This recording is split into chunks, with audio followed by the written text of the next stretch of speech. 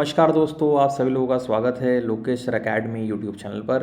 और आप सुन रहे हैं मुझे लोकेश हवले को। दोस्तों, जैसे कि आप सभी लोग जानते हैं, यूनिट नंबर 6 मैं आप लोगों को कंप्लीट करवा रहा हूं और उसमें जो शुरुआत के जो टॉपिक हैं मैंने कंप्लीट करवा दिए हैं। अगर आप लोगों ने नहीं देखे हैं तो डिस्क्रिप्शन बॉक्स में आप लोगों को लिंक मिल जाएगी, आप वहाँ से जाके देख सकते हैं।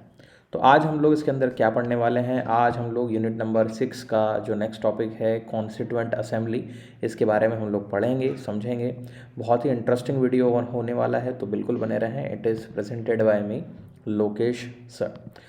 तो अबाउट मी वाले सेक्शन में आप लोग जानते हैं मेरे बारे में जानकारी मिल जाएगी, तो यहाँ से आप जानकारी जो है वो जुटा सकते हैं अगर आप कुछ जानकारी जुटाना चाहते हैं तो। उसके अलावा जो महत्वपूर्ण चीज़ है वो ये है कि हमारी जो तैयारी है एमपीपीएससी की या फिर जो यूपीएससी की है, उसके अंदर सबसे इम्पॉर्टेंट है कि हम इस जर्नी को एंजॉय करें। होता क्या है कि हम लोग ज़िंदगी जीना जो है भूल जाते हैं, हम लोग अपने लोगों को समय देना जो है भूल जाते हैं। तो ऐसा बिल्कुल भी ना करें। समय रहते आप सारी चीज़ें करें। थोड़ा समय आप अपने लोगों को दें, थोड़ा समय आप अपने ऐसे दोस्तों को दें जो आपको सकारात्मक ऊर्जा देते हैं, और आपका जो अधिकतर समय है वो अपनी पढ़ाई में दें। तो थोड़ा सा ज़िंदगी जिएँ और आगे बढ़ते रहें, यही मेरी वेल विशेज़ हैं। अब ये काम और भी आसान है आप लोगों के लिए, आप कहीं पर भी अपनी तैयारी को जो है वो कर सकते हैं। लोकेश सर एकेडमी का अपना खुद का ऐप है, तो आप उसको डाउनलोड कर लें। वहाँ पर टेस्ट सीरीज़ आप लोगों को मिल जाएगी, और ये जो वीडियो आप देख रहे हैं ये भी आप लोगों को मिल जाएगा। अगर इसके आप पीडीएफ नोट्स डाउनलोड करना चाहते हैं तो लोकेश सर एकेडमी के ऐप के ऊपर ये बहुत ईजीली अवेलेबल है, और बहुत आसानी से आप इसको डाउनलोड कर सकते हैं। तो डिस्क्रिप्शन बॉक्स में आप लोगों को लिंक मिल जाएगी, वहाँ से जाके आप लोग इसको डाउनलोड कर लीजिए। चलिए, तो क्या है कॉन्स्टिट्यूएंट असेंबली, जानते हैं इसका हिस्टोरिकल बैकग्राउंड। तो आप सभी लोग जानते हैं शुरुआत से ही संविधान की मांग की जा रही थी कि भारतीयों के लिए एक संविधान होना चाहिए। लेकिन भारतीयों के लिए जो संविधान होना चाहिए वो कैसा होगा, कहाँ बनेगा, और उसके लिए हम लोगों को क्या करना होगा, ये सारे के सारे जो प्रश्न हैं उनका जवाब दिया एम.एन. रॉय ने 1934 में। और पहला आइडिया जो है प्रपोज किया गया था इन्हीं के द्वारा कॉन्स्टिट्यूएंट असेंबली का। हो सकता है प्रश्न आप लोगों से पूछा है कि जो संविधान सभा है ना, उसका आइडिया जो है सबसे पहले किसके दिमाग में आया था। पंडित जवाहरलाल नेहरू, दूसरा है सरदार वल्लभ भाई पटेल, तीसरा है महात्मा गांधी, और चौथा हो जाएगा एम.एन. रॉय। तो ऑप्शन नंबर डी आप लोगों को लगाना है, इसका क्या हो जाएगा, सही जवाब हो जाएगा। The demand was taken up by the Congress Party in 1935 as an official demand। तो जब एम.एन. रॉय के द्वारा ये आइडिया को प्रस्तुत किया गया तो भारतीय राष्ट्रीय कांग्रेस, जो उस समय की सबसे बड़ी नेशनलाइज पार्टी थी, तो उन्होंने इस डिमांड को वाजिब भी माना, और 1935 में आप लोग देखेंगे इस डिमांड को उन्होंने सही ठहरा के ऑफिशियली एक्सेप्ट कर लिया। The British accept this in August of 1940। और जो ब्रिटिशर्स हैं उन्होंने इसकी डिमांड को जो है 1940 मांगा। अब ऐसा बिल्कुल ही मत समझिएगा कि भाई अंग्रेज़ हैं तो कैसे हमारी बात को मान लेंगे, इस वजह से उन्होंने 4 साल 5 साल का समय लिया होगा। ब्रिटिशर्स बहुत चालाक थे और अपनी ज़रूरत के अकॉर्डिंग उन्होंने काम किया। आप लोग जानते हैं 1939 में जो है सेकेंड वर्ल्ड वॉर स्टार्ट हो जाता है, और अब इनको लगता है कि हमें भारतीयों की फिर से ज़रूरत है। तो इनकी नींद खुलती है कि अच्छा, आप लोगों ने कॉन्स्टिट्यूएंट असेंबली की डिमांड की थी ना संविधान के लिए, तो हम अब उस डिमांड को जो है अगस्त ऑफर के माध्यम से मान रहे हैं। देख लीजिए आप। तो ये हैं Britishers. Under the cabinet mission plan of 1946 election were held for the formation of constituent assembly. और आप देखेंगे कि जब वर्ल्ड वॉर ख़त्म हो गया, जो आप लोगों को लग भी रहा होगा, वर्ल्ड वॉर जब ख़त्म हुआ 1945 में, उसके बाद में जो है 1946 में जो ब्रिटिश गवर्नमेंट है उनकी तरफ से 3 कैबिनेट मिनिस्टर्स को जो है भारत भेजा गया था, जिसकी अध्यक्षता कर रहे थे पैथिक लॉरेंस। 2 अन्य सदस्य भी इसमें थे, एक थे स्टेटफोर्ड क्रिप्स और दूसरे थे एवी अलेक्जेंडर। तो टोटल 3 कैबिनेट मिनिस्टर्स थे, और पैथिक लॉरेंस की अध्यक्षता में आ रहा था। चूँकि तीनों के तीनों कैबिनेट मिनिस्टर्स हैं, इस वजह से इस प्लान को भी जो नाम दिया गया वो दिया गया कैबिनेट मिशन प्लान 1946। ठीक। Election were held for the formation of constituent assembly, और इन्होंने संविधान सभा को बनाने के लिए जो है भारत में प्रत्यक्ष रूप से चुनाव करवाए, और एक संविधान सभा जो है वो बना के तैयार की। हिंदी मीडियम वाले बच्चों के लिए भी मैंने काम किया हुआ है। हिंदी मीडियम वाले बच्चे इनको पढ़ सकते हैं और अपने जो नोट्स से बना सकते हैं। मैं आपको फिर से याद दिला देता हूँ, इसके नोट्स आप लोग जो हैं वो लोकेशर अकेडमी ऐप से जाके डाउनलोड कर सकते हैं। The member of this assembly were elected indirectly. अभी मैंने आप लोगों को बताया था कि अप्रत्यक्ष रूप से जो है चुनाव होता है। तो क्वेश्चन जो है आप लोग के लिए आएगा वो होगा ये कि संविधान सभा में जो सदस्य थे उनका चुनाव किस मत प्रणाली द्वारा हुआ था। प्रत्यक्ष मत प्रणाली द्वारा मतलब कि डायरेक्ट इलेक्शन, अप्रत्यक्ष मत प्रणाली द्वारा मतलब कि इनडायरेक्ट इलेक्शन, उसके बाद में ए और बी दोनों, या फिर नन ऑफ दिस। तो आप लोगों को लगाना है जो अप्रत्यक्ष प्रणाली है, इसका सही जवाब हो जाएगा। By the member of the provincial assembly by the method of single transfer voting system of proportional representation. तो आप देख सकते हो कि जो समानुपातिक प्रतिनिधित्व प्रणाली जिसको हम लोग बोलते हैं सिंगल ट्रांसफर वोटिंग सिस्टम, एकल संक्रमण हस्तांतरण प्रणाली, उसके माध्यम से चुनाव होंगे और जो चुनाव हैं वो कैसे होंगे, अप्रत्यक्ष रूप से होंगे। The constituent assembly was formed for the purpose of writing constitution for independent India. भाई प्रश्न ये भी है कि जो संविधान सभा है इसका काम क्या है। तो संविधान सभा जो बनाई गई थी उसका उद्देश्य था कि स्वतंत्र भारत के लिए एक लिखित संविधान हो। तो स्वतंत्र भारत के लिए जो लिखित संविधान होगा वो किसके द्वारा तैयार किया गया, कॉन्स्टिट्यूएंट असेंबली जो है उसी के द्वारा तैयार किया गया था। तो मुझे उम्मीद है कि यहाँ तक आप लोगों को सुस्पष्ट भाषा में जो मैं समझा रहा हूँ वो समझ में आ गया होगा। अगला है कंपोजिशन ऑफ कॉन्स्टिट्यूएंट असेंबली। किस प्रकार से हम लोगों ने इस संविधान सभा को बनाया है, तो चलिए हम थोड़ा इस पर भी बात कर लेते हैं। तो आप लोगों को मैंने बताया कि भारत के ही लोग इसके अंदर शामिल थे।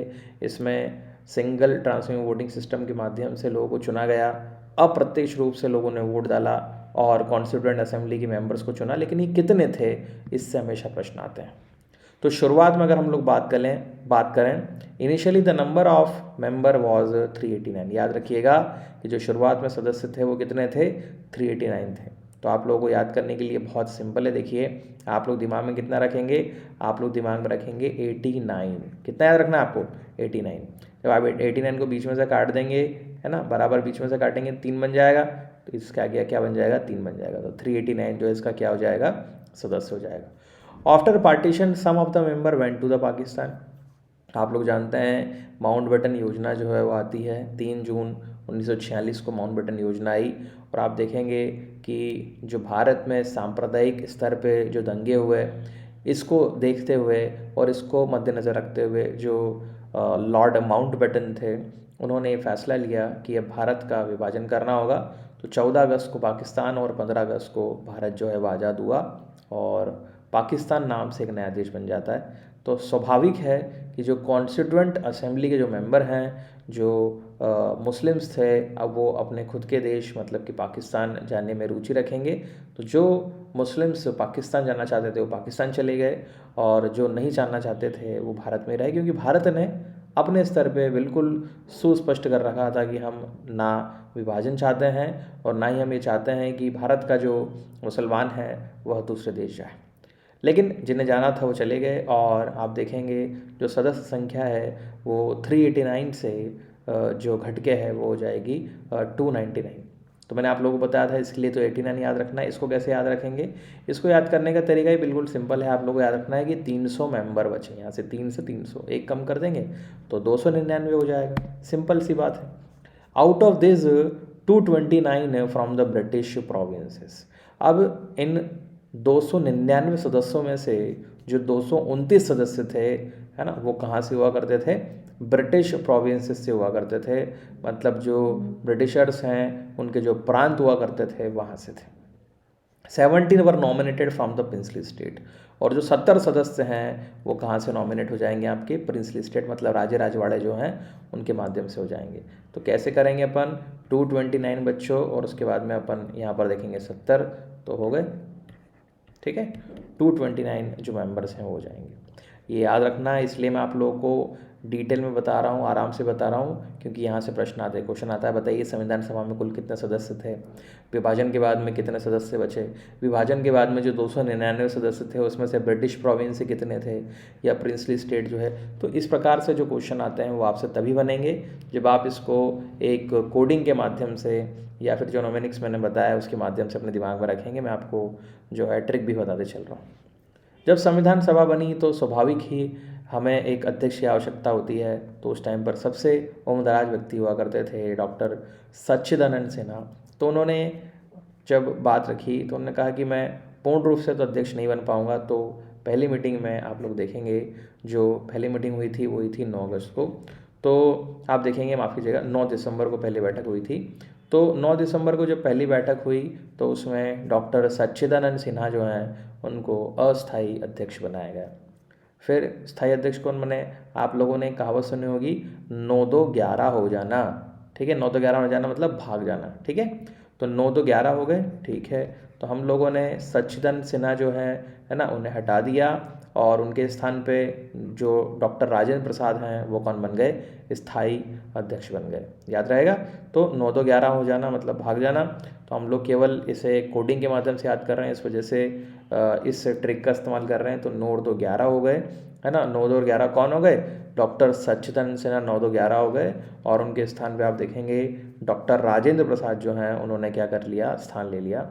11 दिसंबर को ये जो है स्थायी अध्यक्ष बन जाते हैं। स्वाभाविक सी बात है, 46 तो होगा नहीं, 47 की बात चल रही, क्योंकि जब आज़ाद हुए उसके बाद की बात चलेगी बच्चों यहाँ पर। ठीक है, तो राजेंद्र प्रसाद जो हैं वो क्या बन जाएंगे? स्थायी अध्यक्ष बन जाएंगे। याद रखिएगा, वाइस प्रेसिडेंट जो हैं वो मिल जाएंगे आपको हरेंद्र कुमार मुखर्जी। ठीक है, एस सी मुखर्जी का नाम आप लोगों ने सुना होगा, आप लोगों ने फैक्ट्स के रूप में भी सुना होगा। तो लोग जो हैं वो अध्यक्ष का नाम तो याद रखते हैं, उस टाइम पर जो उपाध्यक्ष थे उनका नाम बहुत कम लोगों को याद रहता है। तो एस सी मुखर्जी, हरेंद्र कुमार मुखर्जी जो हैं वो इसका सही जवाब रहेगा। BN राव जो हैं ये कॉन्स्टिट्यूशनल एडवाइज़र थे। आपकी जानकारी के लिए मैं एक और बात बता दूं कि जो कॉन्स्टिट्यूशन का ड्राफ्ट है वो इन्हीं के द्वारा तैयार किया गया है। आप बोलेंगे सर कॉन्स्टिट्यूशन का ड्राफ्ट तो डॉक्टर BR अम्बेडकर जी ने किया था। नहीं, जो कॉन्स्टिट्यूशन का ड्राफ्ट है, जो मसौदा है, वो तैयार किया था किन्होंने? BN राव ने। ड्राफ्टिंग कमेटी के चेयरमैन के तौर पे डॉक्टर BR अम्बेडकर ने BN राव के द्वारा तैयार किए गए ड्राफ्ट की आप बोल सकते हो स्क्रूटनिंग की। आप बोलोगे सर मतलब क्या हुआ इसका? इसका मतलब ये हुआ, मान लीजिए कि आप एक मेंस के स्टूडेंट हैं और मैंने आपको कहा कि संविधान की विशेषताएं लिखें, और आप लोगों ने संविधान की विशेषताएं लिखी, मुझे अपना उत्तर ला के दिया। तो आप कौन बन गए? आप बन गए BN राव।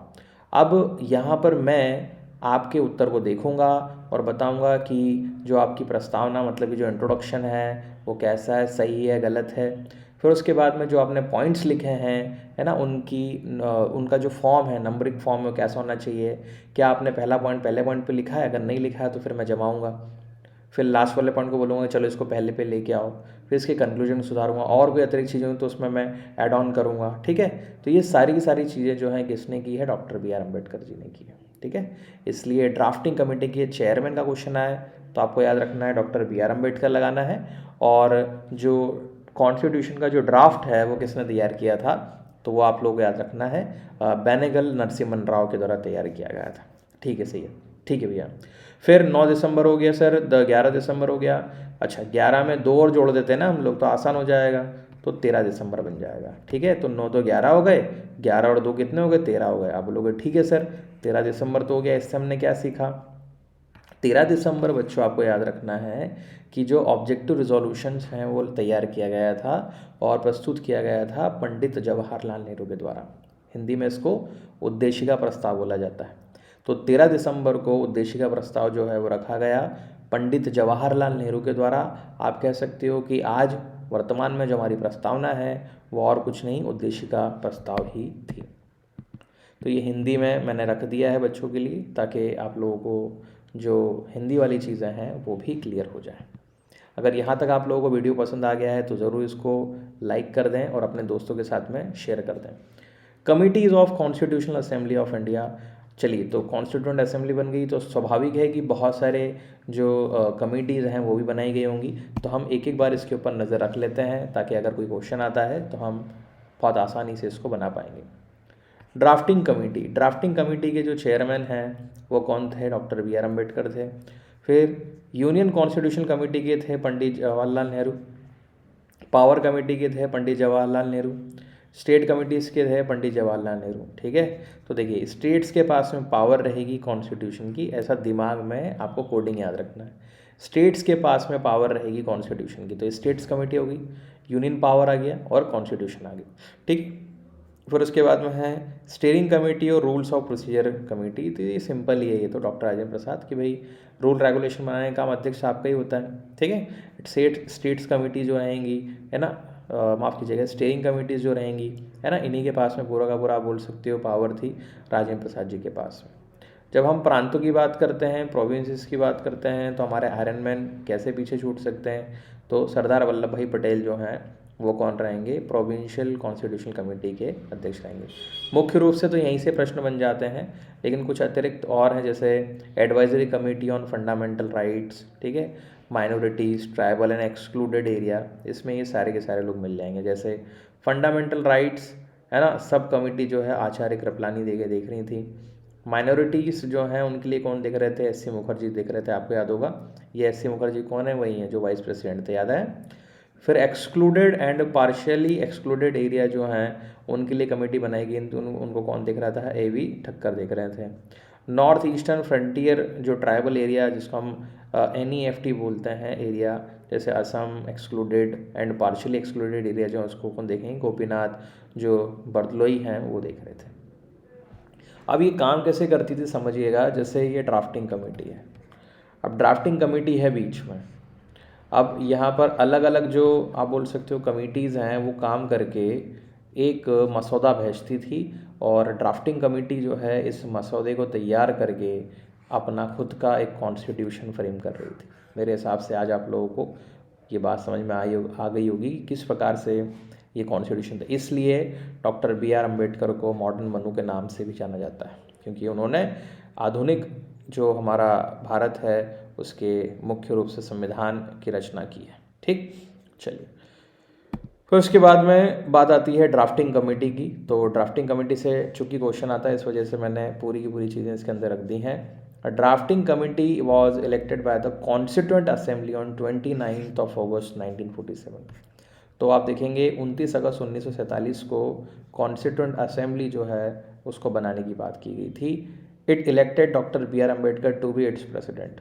और आपकी जानकारी के लिए मैं आपको बता दूं, जब ये बनाया गया तो उसमें बी आर अम्बेडकर का नाम नहीं था। महात्मा गांधी ने कहा कि पूरे भारत में एक लौते केवल अम्बेडकर हैं जो भारत के संविधान को लिख सकते हैं। उनके द्वारा उनसे ज़्यादा इंटेलिजेंट व्यक्ति जो है उस टाइम पर कोई नहीं था।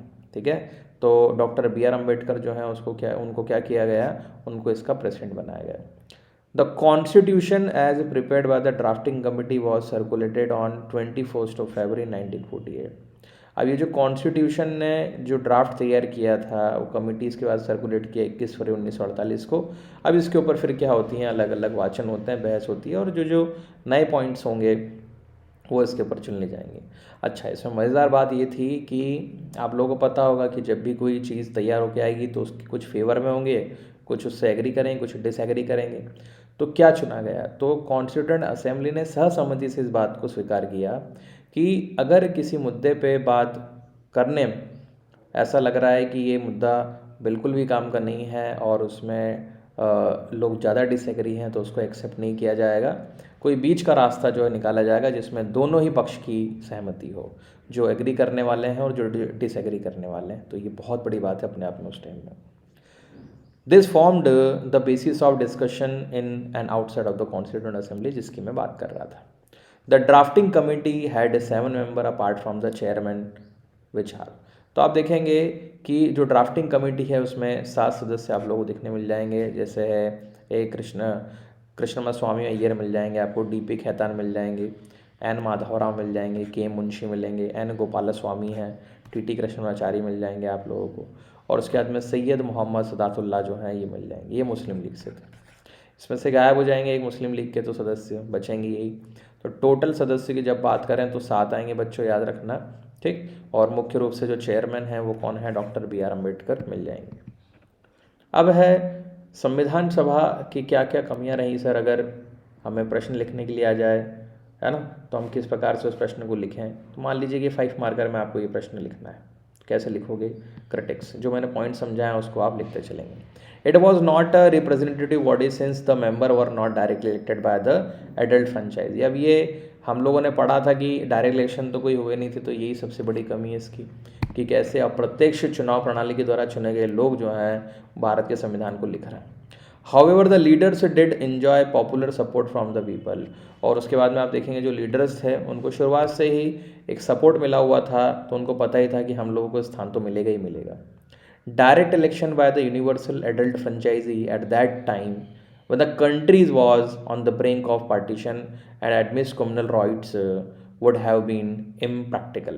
तो ये बात महात्मा गांधी जी ने भी कही थी कि उस समय जब सांप्रदायिक हिंसा भड़क रही है, कम्युनल राइट्स हो रहे हैं हर जगह पे, तो प्रत्यक्ष रूप से चुनाव करवाना जो है ये यूनिवर्सल एडल्ट फ्रेंचाइजी के लिए एक इम्प्रैक्टिकल थिंग थी। तो समय का इंतज़ार भी किया जा सकता था, लेकिन आप कह सकते हो ताबड़तोड़ जो है वो इनडायरेक्ट इलेक्शन करवाए गए और उसके बाद में कॉन्स्टिट्यूएंट असेंबली की इस रचना को जो है वो आपके सामने रख दिया गया। It is said that the markers took a long time in framing the constitution. ऐसा भी कहा जाता है कि कई बार कि जो संविधान है उसको बनने में बहुत ज़्यादा समय लगा। तो सर कितना समय लगा था इसको बनने में? 2 साल 11 महीने और जो 18 दिन हैं ये टोटल समय लगा था। कुल खर्च जो है उस टाइम पर इसमें आया था लगभग 64 लाख रुपए का। तो 64 लाख का जो है खर्च हुआ था। However keeping in mind the complicity and the peculiarities of the diverse and large Indian nations, this can be understood। तो ये भी कहा जा सकता है भाई इतना बड़ा देश है, इतने बड़े देश के लिए संविधान लिखना है, तो ये एक आम बात हो सकती है। The constituent assembly was not a सोवर्जन body since it was created by the British. और ये कोई सोवर्जन बॉडी तो थी नहीं, क्योंकि इसको किसने बनाया था? ब्रिटिशर्स ने बनाया था। तो ये कुछ अहम मुद्दे थे जिसके ऊपर हम लोगों ने बात की, और मुझे उम्मीद है कि आप लोगों को ये समझ में आ रहे होंगे। However it worked as a fully independent and sovereign body. तो भले ही ब्रिटिशर ने इनको बनाया, लेकिन ये एक स्वतंत्र रूप से कार्य करने वाली इंडिपेंडेंट बॉडी के रूप में काम कर रही थी। The language of the constitution was criticised for being literally and complicated. तो संविधान की भाषा तो आप लोग जानते ही हैं, इंग्लिश है, तो कई लोगों के द्वारा जो है इसको क्रिटिसाइज किया गया है इस बात के लिए। The assembly was dominated by the Congress party. और ये भी कहा जाता है कि जो संविधान बना है उसमें कांग्रेस पार्टी का डोमिनेंस रहा, क्योंकि उस टाइम पर जो मेजॉरिटी पार्टी थी और बहुत लंबे समय तक मेजॉरिटी पार्टी के रूप में कौन बनी रही? Congress party. But the party dominated the provincial assemblies and this was natural. तो जो प्रांतीय आप बोल सकते हो सभाएं थी उनको तो इन्होंने डोमिनेट किया, और ये स्वाभाविक भी है क्योंकि उन्हीं के लोग वहाँ पर मौजूद थे, तो उनके द्वारा किए गए कार्य से इन्फ्लुएंस होना स्वाभाविक सी बात बनती है। Moreover, it was a heterogeneous party with member from almost all the section of the Indian society। इस बात को भी जो है आप नहीं भूल सकते कि कांग्रेस पार्टी जो है वो एक हेटरोजेनिक पार्टी थी, क्योंकि जो मेंबर इसमें हुआ करते थे इंडियन सोसाइटी अलग अलग सेक्शन से आया करते थे। It was alleged that the assembly had Hindu dominance. और ऐसा भी कहा जाता है कई बार कि हिंदुओं का डोमिनेंस जो है यहाँ पर ज़्यादा हुआ करता था। This was again because of the proportional representation from the communities. और भारत जैसे देश में ये होना स्वाभाविक है, क्योंकि प्रोपोर्शनल रिप्रेजेंटेशन के थ्रू वोटिंग हो रही है, तो जो वोट्स मिलेंगे वो कास्ट बेसिस पे ही आप देखेंगे हिंदुओं के साथ हिंदुओं को मिल रहा है। तो ये पूरी बात थी। मुझे उम्मीद है कि आप लोगों को ये वीडियो जो है पसंद आया होगा। इसके MCQs जो हैं आप लोगों को मिल जाएंगे यूट्यूब पर भी और लोकेश सर अकेडमी ऐप पे। तो अगर आप ऐप को डाउनलोड कर लेते हैं सारी जानकारी आप लोगों को मिल जाएगी, और इसके वीडियो के साथ साथ इसके PDF नोट्स भी बहुत आसानी से आप लोकेश सर अकेडमी ऐप से डाउनलोड कर सकते हैं। अपने दोस्तों के साथ में इसको शेयर करें, कमेंट करके मुझे बताएं वीडियो कैसा लगा और कौन सी यूनिट्स आप लोग चाहते हैं जो मैं आप लोगों के लिए कवर करूं। और सब्सक्राइब कर लें Lokesh sir academy YouTube channel को, बेल आइकन को दबाएं जिससे सबसे पहले नोटिफिकेशन आप लोगों के पास में आए। मिलते हैं नेक्स्ट वीडियो में। धन्यवाद बहुत बहुत। जय हिंद, जय भारत।